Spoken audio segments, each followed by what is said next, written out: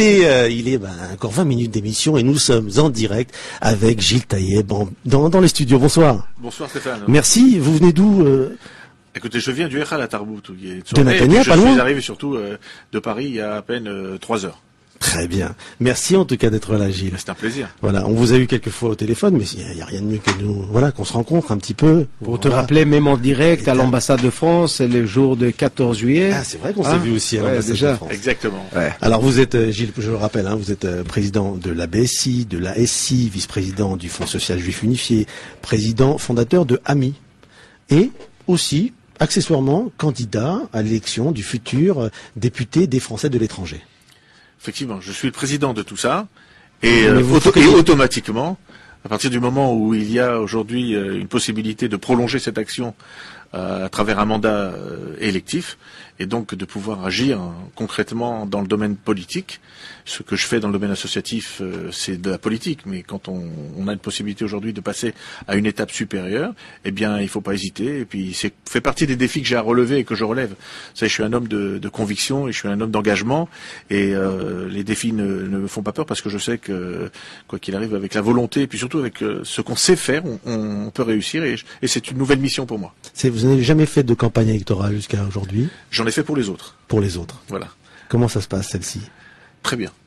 Ouais. C'est une campagne qui se passe très bien parce que vous savez, là, il y a ce que les gens disent, surtout les concurrents, et puis le terrain. Parce qu'il y a en fait il y a un combat intellectuel évidemment que vous connaissez bien, défendre des idées, des projets. Mais là, le combat d'une élection, c'est un peu il faut sortir le premier, il faut gagner, il faut sortir du lot un peu. Donc c'est un peu différent malgré tout. C'est différent, oui, parce que il y a le monde politique avec un petit P. Celui de la politique politicienne, voilà. Celui de la politique politicienne, celui de la recherche du pouvoir, celui des promesses, en général non tenues.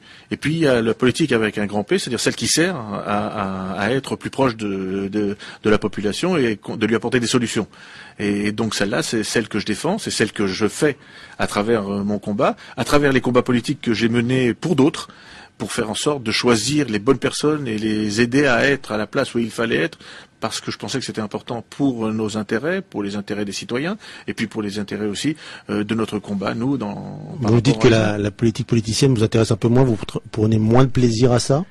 Non, c'est pas que je prends moins de plaisir à ça. Je trouve qu'aujourd'hui, elle est complètement discréditée et qu'on voit aujourd'hui, vous savez, lorsque vous analysez aujourd'hui les partis politiques, la campagne électorale, les sondages, quand vous voyez tout ce vote Front National, ce vote pour une extrême gauche, ces gens qui ne se sont pas prononcés, c'est qu'en réalité, ils sont en train de dire à la politique, les promesses, ça suffit, on veut des réalités parce que notre vie de tous les jours en dépend. Et la vie de tous les jours, c'est la proximité. Et c'est la proximité, c'est l'élection législative. Moi, je dis tout. Je m'aperçois aujourd'hui que dans beaucoup de discours de mes adversaires, ils parlent d'une autre campagne. Ils sont en train de parler des présidentielles. Il y en a qui veulent voter un peu. Ils se revendiquent comme étant les porte-paroles pour faire élire Sarkozy. D'autres se revendiquent pour faire élire François Hollande. D'autres pour d'autres candidats. Mais je leur dis, vous trompez de combat. Les élections présidentielles, ce sont les élections présidentielles. Une élection législative, c'est une élection du terrain. Les préoccupations de ceux qui vont voter pour vous ne sont pas négligeables, elles sont essentielles. Et puis surtout, ce qui est important, c'est qu'elles se doivent aujourd'hui d'être amenées à la décision et à l'action.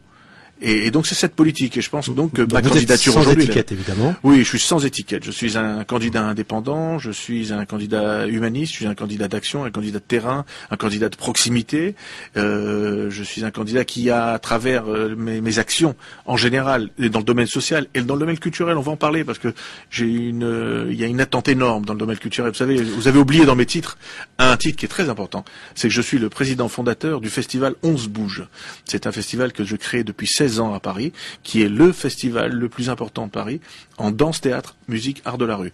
Et je suis son président fondateur depuis 16 ans et je fais circuler la culture et j'ai apporté la culture gratuitement dans Paris et c'est moi qui peux revendiquer avec fierté d'être celui qui a fait rentrer à Paris les arts de la rue. Mais j'ai oublié aussi un autre adjectif qui aime bien, c'est homme de cœur aussi, c'est vrai. Alors la campagne vous amène, comme vous l'avez dit, sur tous les terrains, à la rencontre de tous les Français d'Israël, notamment. Quelles sont leurs préoccupations pour rentrer vraiment parce que c'est la vraie question, c'est qu'est-ce qu'un député peut faire pour eux. Mais d'abord, ils vous disent quoi, la première chose? L'image d'Israël, c'est quoi en vrac? Alors non, d'abord, cette candidature m'amène à rencontrer les Français de toute la circonscription. Donc, évidemment, je suis très présent en Israël jusqu'à présent, mais des rendez-vous sont pris à Athènes, je vais me rendre à Milan, je vais me rendre à Rome, je vais me rendre à Istanbul, plusieurs rendez-vous sont pris pour écouter, et chacun a sa préoccupation. Alors la spécificité et les questions qu'on se pose ici quand on est candidat en Israël, c'est que d'abord on a affaire à des gens qui vous disent d'abord à quoi ça sert cette élection. Remettons les choses en place. La population française vivante en Israël a, pour beaucoup d'entre elles, une véritable rupture avec la France. Une rupture pas affective. Et je disais, j'ai eu un rendez-vous très important avec le consul général, le nouveau consul général de France à Tel Aviv, et je lui ai dit, c'est au lendemain du concert de Patrick Bruel, auquel je me suis rendu, et je lui ai dit, vous auriez dû être là. Alors je lui ai dit, on va parler de la culture parce que c'est un domaine je lui ai dit, il faut voir que quand vous allez dans un concert de Patrick Bruel, les Français sont là pour Patrick Bruel, ils seront là pour Johnny Hallyday, on y sera tous le 30 octobre, ils sont là pour Laurent Gérard, ils sont là parce que la culture française et la racine française sont profondes en eux. Mais comme beaucoup, il y en a beaucoup qui sont déçus et qui ont fait une rupture avec la France parce qu'ils ont pensé qu'à un moment la France ne s'intéressait plus à eux. Miracle. Circonscription. Donc on décide aujourd'hui de faire une circonscription dans laquelle on met Israël, la Turquie, la Grèce, Chypre, Malte et Saint-Marin. Et en faisant cette circonscription, on est en train de dire aux Français, mais vous êtes des Français. Rappelez-vous. Et comme vous êtes des Français, vous avez les mêmes droits que ceux qui vivent dans le Périgord, dans leur Normandie, aux Antilles. Vous êtes des Français avec les mêmes droits et avec les mêmes devoirs. En l'occurrence, celui de venir vous exprimer, de dire ce que vous avez envie. Donc ça, c'est un devoir que vous avez et une possibilité de vous exprimer. Alors là, dans cette première rencontre avec eux, c'est que je leur dis, c'est important. Pensez pas que c'est une élection inutile. Et en plus, c'est une élection fondamentale parce qu'il y a une spécificité sur Israël dont on va parler. Mais ce qui est important aujourd'hui, c'est de faire comprendre à chacun d'entre eux que c'est leur élection. Que nous, les candidats, moi en l'occurrence, lorsque je serai élu au Parlement, je ne serai pas élu pour être un député de plus dans un parti. Je ne serai pas un qui va s'ajouter à une liste importante. Je serai un candidat mandaté par ceux qui l'auront élu et qui auront réussi à dire aux grandes formations politiques, vous nous avez abandonnés, vous avez fait des promesses. Vous avez des prises de position particulières, et c'est là on va parler de en ce qui parle d'Israël en particulier. Vous avez des positions par rapport à l'UNESCO, vous avez pris des positions par rapport à l'eau, vous avez traité Israël d'apartheid, vous êtes en permanence en train de nous cracher au visage. Je dis aux Français d'Israël, eh bien, si vous en avez marre qu'on vous crache au visage, ça sert à rien de parler dans les cafés. Ça sert à rien de venir et faire des discussions à la maison. Aujourd'hui, on vous donne un instrument. Un instrument, c'est d'envoyer quelqu'un. Et en l'occurrence, quelqu'un que vous connaissez. Quelqu'un qui est avec vous, qui n'a pas peur. Quelqu'un qui l'a montré. Et on va y aller. Il y a une sorte de contradiction malgré tout. Vous voulez être député français. On a le sentiment qu'un député français devrait être plus attaché à la France plutôt qu'à Israël. Je suis un candidat. Je suis un candidat attaché à Israël. C'est évident, c'est mon histoire là, mais je suis profondément un enfant de la République. Je suis un enfant de la France. J'ai grandi en France, j'ai fait mes études en France, comme vous, comme beaucoup de ceux qui sont ici. On est des enfants de la République et de ses valeurs. Et peut-être que nous, aujourd'hui, il m'arrive parfois lorsque je rencontre des hommes politiques, parce que vous savez, j'en rencontre énormément, parce que peut-être contrairement à certains de mes candidats, de mes opposants ou concurrents, eux cherchent à les rencontrer. Moi, les hommes politiques cherchent à me voir tranquillement, en douceur, sans que ça se sache. Parce qu'ils ont besoin de savoir des choses. Et ils ont besoin de rencontrer des gens qui leur disent la vérité. Pourquoi ? Parce que moi, j'ai pas besoin d'eux. Ils ont certainement plus besoin de moi que moi d'eux. Donc je leur dis des choses. Et parmi les discours que je tiens le plus souvent, c'est de leur dire, vous savez, nous, Français, Juifs français, dans l'ordre quand vous voulez, vous savez, on lit de droite à gauche ou de gauche à droite. Eh bien nous, les Juifs de France, on pense qu'on est les cocus de la République. Je dis, vous savez, moi j'ai grandi, dans les années 68, j'étais rentré au lycée, on avait le droit de s'exprimer, on manifestait dans les rues avec tout le monde parce que le combat de tous était le nôtre. Mais aujourd'hui, même dans les combats qui peuvent être ceux de tous les citoyens, On peut plus être dans la rue. J'ai dit, qu'est-ce que vous voulez qu'on aille faire dans une manifestation où on va défendre nos droits en tant que Français, quand systématiquement, dans ces manifestations, on brûle un drapeau d'Israël ou on crie mort aux Juifs? Vous êtes en train de faire des Juifs des citoyens de seconde zone.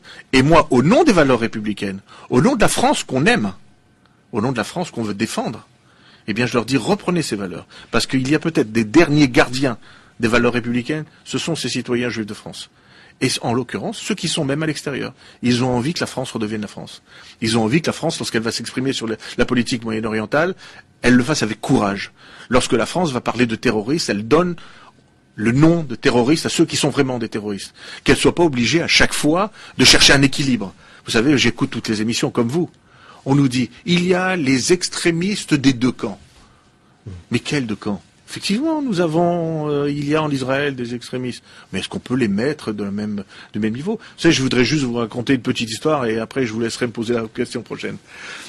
Il y a un dessin de Plantu dans l'Express, la semaine dernière, sur lequel je suis intervenu. Le dessin était clair, hein. Je ne sais pas si vous l'avez vu, mais je vais vous le décrire. C'est Israël, la ségrégation. C'est à propos des religieux. Premier dessin, il y a les premiers. Alors les premiers, c'était la moitié d'autobus, avec en avant les religieux. Il y a les autres, il y a les deuxièmes, pardon, c'était les femmes, avec la deuxième moitié de l'autobus. Et Plantu s'est senti obligé de faire un troisième dessin, donc il disait, il y a les autres. Et vous savez ce que c'était les autres? C'était le bus reconstitué avec les hommes à l'avant et les femmes à l'arrière, et en dessous, les Palestiniens qui souffraient, qui portaient ce bus. Voilà ce qui est la faute. Ce troisième dessin, c'est une insulte. Qu'est-ce que vous leur dites, vous? Quelle est qu'est-ce qu'on dit? Je rappelle, la circonscription, c'est la Grèce, l'Italie, etc. Vous les rencontrez, ces gens. Quand il y a un problème de savoir qu'Israël est également dans la 8e circonscription, vous avez noté ça ou pas? Non, il n'y a aucun problème qu'Israël fasse partie de la circonscription. Par contre, il y a une approche et un regard vis-à-vis de moi qui est différent. Lorsqu'on me rencontre, lorsque je parle, avant de me rendre sur place, j'ai des contacts téléphoniques et des rendez-vous importants avec certains délégués qui viennent me voir à Paris, d'Athènes, et ils me disent, bon, mais on vous connaît sur vos combats, est-ce que vous n'êtes pas en porte-à-faux avec nous? Alors je leur réponds, et ce que je leur dis, ce que je vais faire et défendre, ça montre un caractère, ça montre une capacité de mobilisation. Vous savez, les problèmes sont différents dans tous les pays. En Grèce, le problème social est essentiel. En Italie, c'est un autre problème. On a vraiment quelque chose à Milan, la culture, c'est quelque chose qui leur parle.